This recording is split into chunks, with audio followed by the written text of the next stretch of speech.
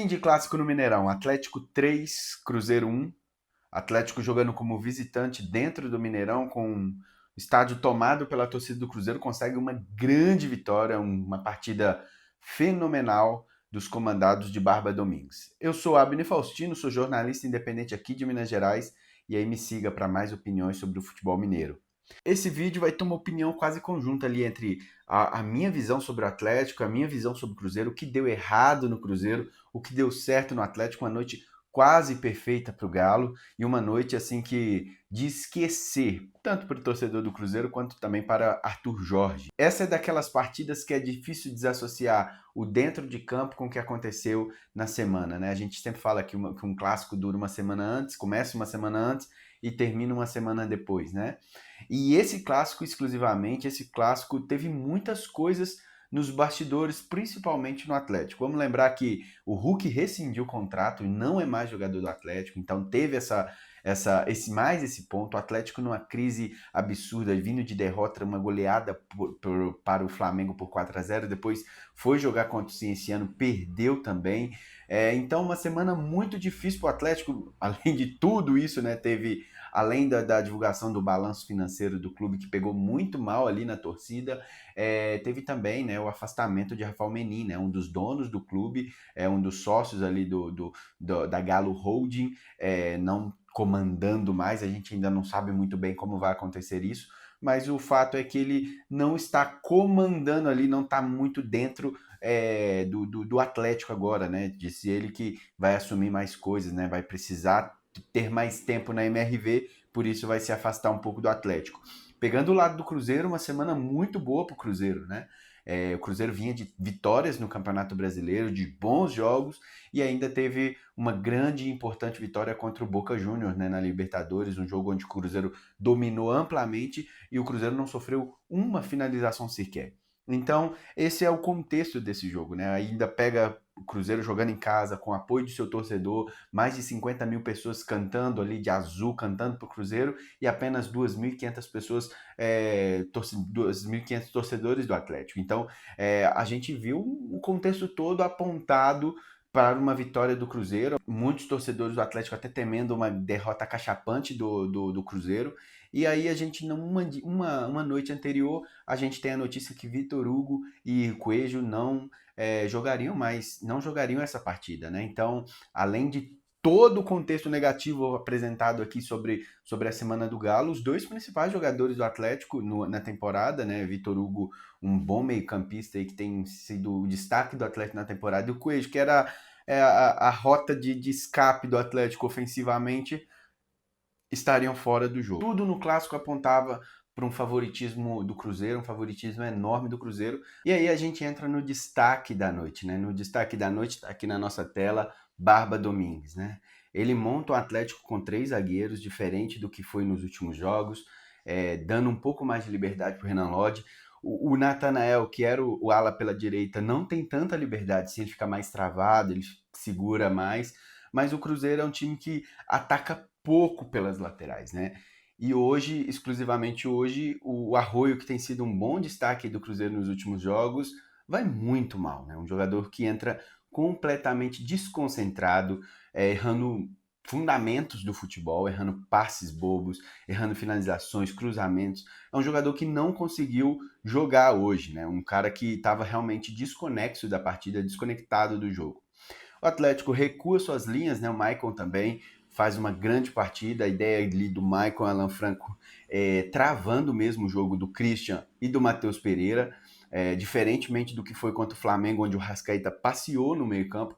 Hoje o Atlético fortaleceu o meio-campo, fortaleceu ali a entrada da sua área.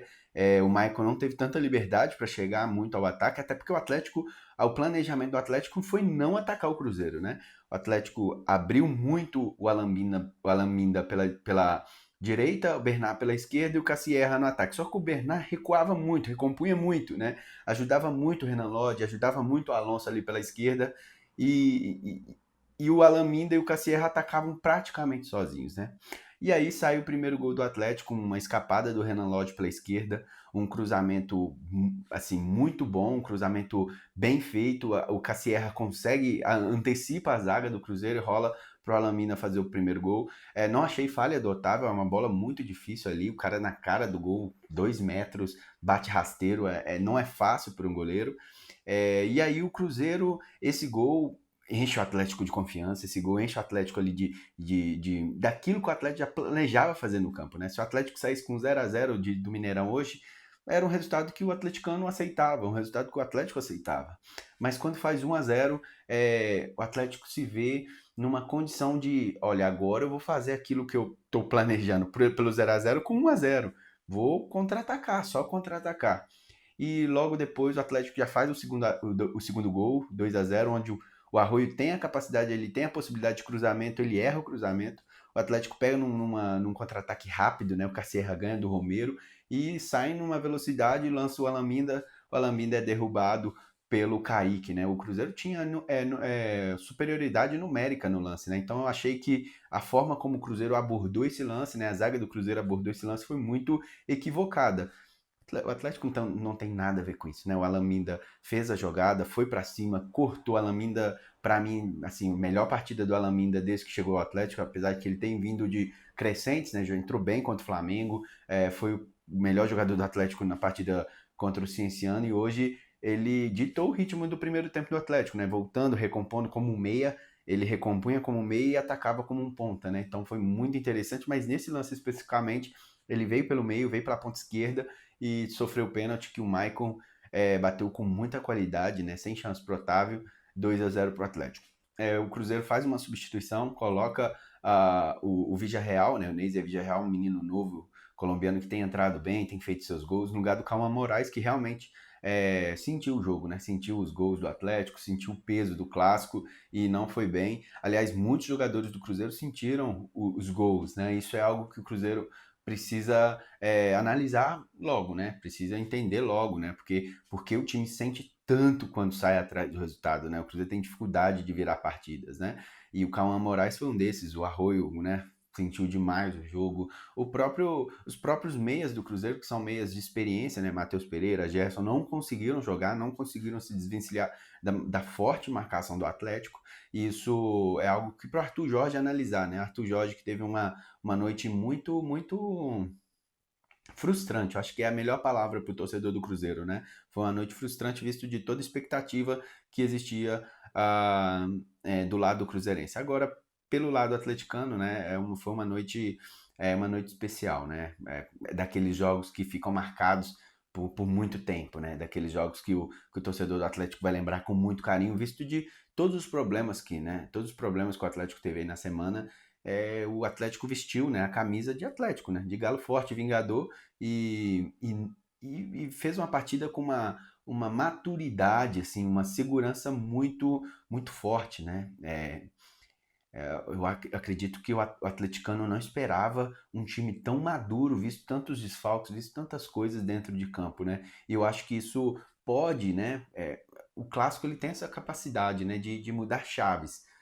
Claro que pode ser que não aconteça nada no próximo jogo, o Atlético perca, o Cruzeiro ganhe e continue tudo do jeito que estava, né? Mas o clássico ele tem essa capacidade de virar chaves, né? E para o atleticano vencer esse jogo do jeito que foi, jogando com autoridade, jogando melhor, dentro daquilo que o Atlético dentro daquilo que o Atlético queria fazer dentro de campo, né? O Atlético jogou muito melhor que o Cruzeiro, né? O Cruzeiro finalizou 14 vezes contra 6 do Atlético, né? O Cruzeiro finaliza mais, o Cruzeiro tem mais posse de bola, 69 contra 31 do Atlético. O Cruzeiro trocou muito mais passes do que o Atlético, 497 a 230, desarmou mais. Só que dentro daquilo que o Atlético se propôs a fazer em campo, né? Recuar suas linhas, não dar chances para o Cruzeiro. Se você for olhar qual é a chance clara que o Cruzeiro teve no jogo tirando o pênalti, né? Você vai penar para encontrar, né? O Cruzeiro não teve grandes chances de gol. O Atlético já teve a chance, obviamente, os 3 gols. O Atlético teve a do Reinier, que o Otávio fez uma defesa maravilhosa. Então, assim, Cruzeiro, dentro daquilo que se propôs, o Cruzeiro foi muito infeliz. E dentro daquilo que se propôs, o Atlético fez uma partida beirando a perfeição. Vamos para o segundo tempo, porque tem muita coisa a ser abordado nesse segundo tempo, né? E aí começa a vir as desavenças, né? Que primeiro começa o Lianco com o Christian, né? Que o Lianco vai dar um chutão, aí o Christian deixa o braço, o Lianco deixa a perna, os dois tomam amarelo. Ali o jogo começa a tomar uma dimensão diferente, né? Parecia que ia para o que foi no último clássico na final do Campeonato Mineiro, onde tivemos 23 expulsões, né? Parecia que o jogo ia caminhar para aquilo. Aí o Arroio realmente toma um cartão amarelo bobo, primeiro cartão amarelo dele por reclamação, um cartão bobo, bobo, bobo, e 2 minutos depois ele toma o cartão amarelo, deixa eu ver aqui nas anotações, aos 64, né?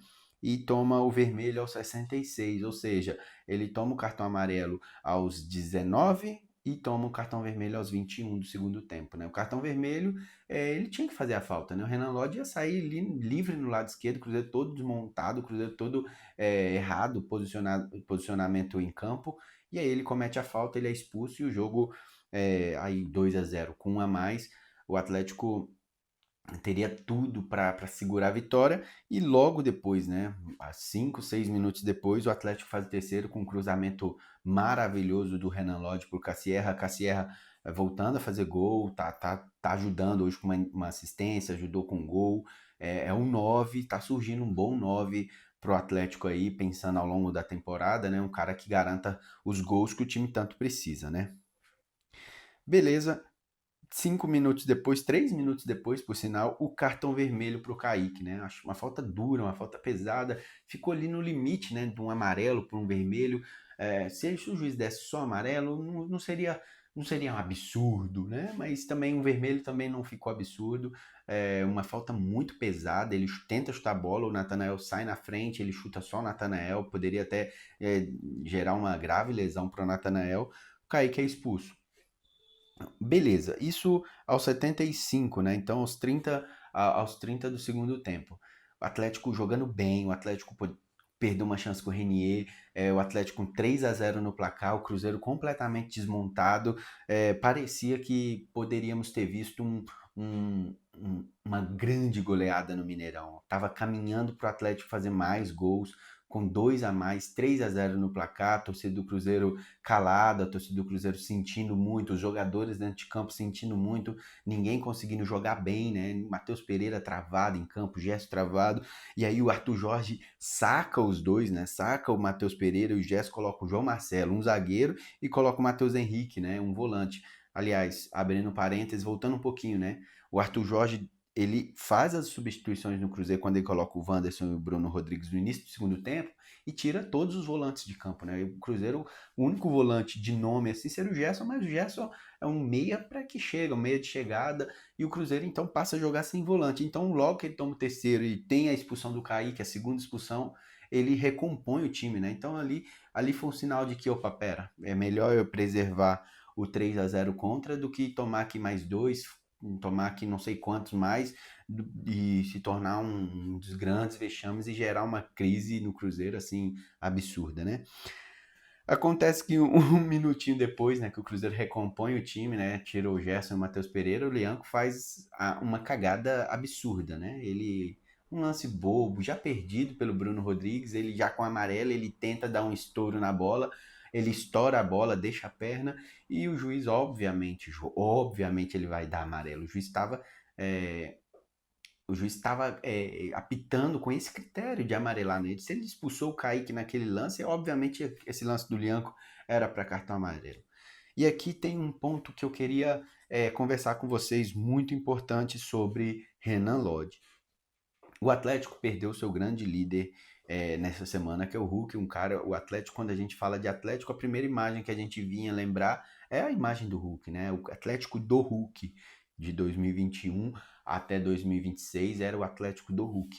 Então, hoje, essa semana ficou uma lacuna. A verdade é essa, assim, o Atlético hoje tem uma lacuna de um grande nome, uma imagem, né? Hoje, quando a gente pensa em alguns times, por exemplo, a gente pensa no Flamengo, a gente vai lembrar do Arrascaeta, quando a gente lembra do Santos, a gente vai lembrar do Neymar, quando a gente lembra do Palmeiras, talvez a gente vai lembrar de mais nomes, talvez do Abel, a gente lembra de outros clubes, você pode pensar em outros clubes, né? Quando a gente lembra pega algumas imagens de alguns clubes, Corinthians, né, a gente vai lembrar do Depay, enfim, o Atlético, o próprio Cruzeiro, né, quando a gente pega a imagem do Cruzeiro, a gente vai lembrar ou do Matheus Pereira, ou do Caio Jorge, são líderes técnicos, mas líderes dentro de campo.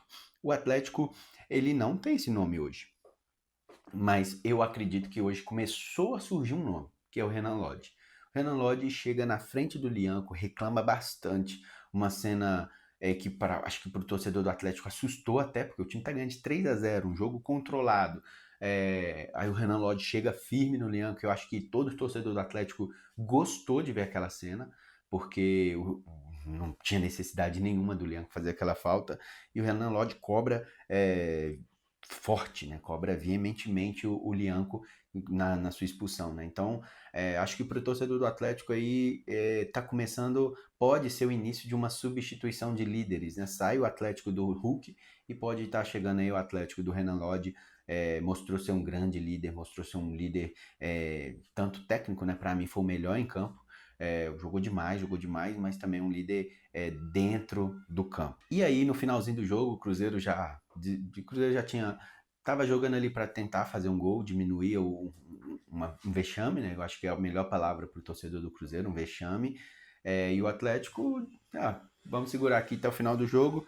E vem um pênalti, né? O Caio Jorge faz um gol depois de muito tempo que o Caio Jorge não fazia, né? Não marcava. O Caio Jorge, o último gol dele tinha sido no dia 1º de abril, né? Para um atacante na vitória contra o Vitória, né? No triunfo contra o Vitória por 3-0. Então passou um mês aí sem fazer gol. Para um atacante isso é muito importante, né? De voltar a marcar. Não achei pênalti, achei que o juiz. O juiz ali já estava também tentando tranquilizar para não atrapalhar o espetáculo, talvez para não gerar mais briga dentro de campo, porque o jogo tava aquele. A gente tava sentindo uma fumaça, né? E onde a fumaça há fogo. Então qualquer coisa que poderia acontecer ali, uma provocação, uma entrada mais forte, poderia gerar mais confusão, e a gente tem visto aí os registros dos últimos clássicos, né? Registros pesados em relação a expulsões, relações a faltas, sempre jogos muito duros.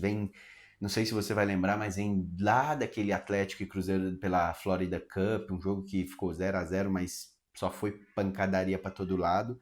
Então o Cruzeiro consegue diminuir com o Caio Jorge, que eu acho que foi a melhor notícia para o Cruzeiro, né? Nessa noite, o Caio Jorge voltando a marcar depois de um mês. Fim de papo, gente. 3-1 pro Atlético, um resultado merecido. O Atlético jogou melhor. Pode ser um início de uma nova etapa, de um novo momento no Atlético. Obviamente, precisa ser consolidado aí nas próximas partidas, né? Já começar do meio de semana, onde tem a Sul-Americana, e depois volta a jogar pelo Campeonato Brasileiro contra o Botafogo. Então, o Atlético necessita, né? Voltar a vencer. Aliás, o Atlético não joga contra o Botafogo a próxima partida, não, né?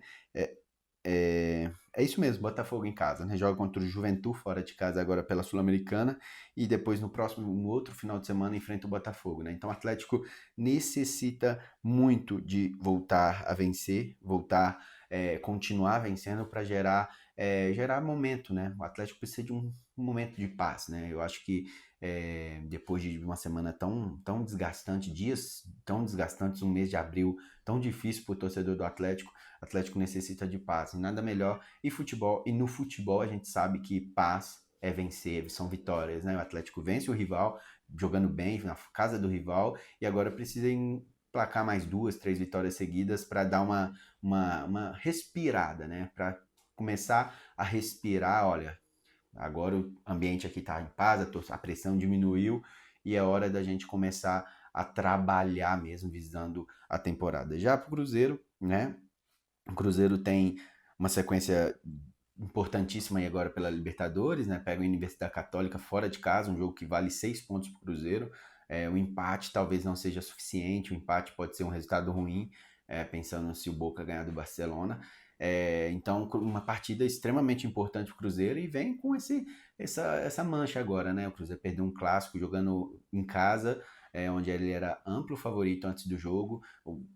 Alguns jogadores vão ser mais cobrados, o próprio Arthur Jorge, o trabalho do Arthur Jorge vai ser um pouquinho mais cobrado, então o Cruzeiro necessita voltar a vencer para não deixar que essa derrota nesse clássico seja um marco aí para o time começar a ser inconsistente, né? Inconstante na temporada. Aliás, o Cruzeiro tem sido muito inconstante, né? Você vê que fez bons jogos aí nos últimos, né? Conseguiu vitórias consecutivas, saiu da zona de rebaixamento, mas mesmo assim continua falhando muito defensivamente, continua criando pouco, né? Hoje não dá para colocar a culpa só na defesa. Ah, tomou 3 gols do Atlético, beleza, mas o ataque produziu muito pouco. O Everson não sujou a camisa, então ponto de alerta, né? Eu acho que o Cruzeiro é um ponto de alerta e uma noite quase perfeita para o Atlético, né? Só faltou, acho que para o atleticano a noite só seria perfeita se não acontecesse aquela cena do Lianco e nós não sabemos o que isso vai gerar dentro do vestiário, já é um vestiário que está conturbado, tem muita pressão sobre os jogadores, muita pressão sobre o Paulo Brax, então não precisava, né? Não precisava acabar a noite com esse ponto de interrogação. Atlético vence 3-1 merecido, e é isso, essa é a minha opinião, essa é a minha análise desse jogo. Então, deixa aí seu like, deixa seu comentário, fale um pouquinho sobre esse jogo e também me siga aí, né, me siga aí para os próximos vídeos, onde a gente tem falado muito aqui sobre o futebol mineiro, nos shorts, temos recebido muitos feedbacks bem legais sobre o canal que está começando, né, e eu espero que seja também uma fonte de informação, de opinião e um espaço aberto para você comentar sobre o seu time. Muito obrigado, abraços, até mais. Tchau, tchau.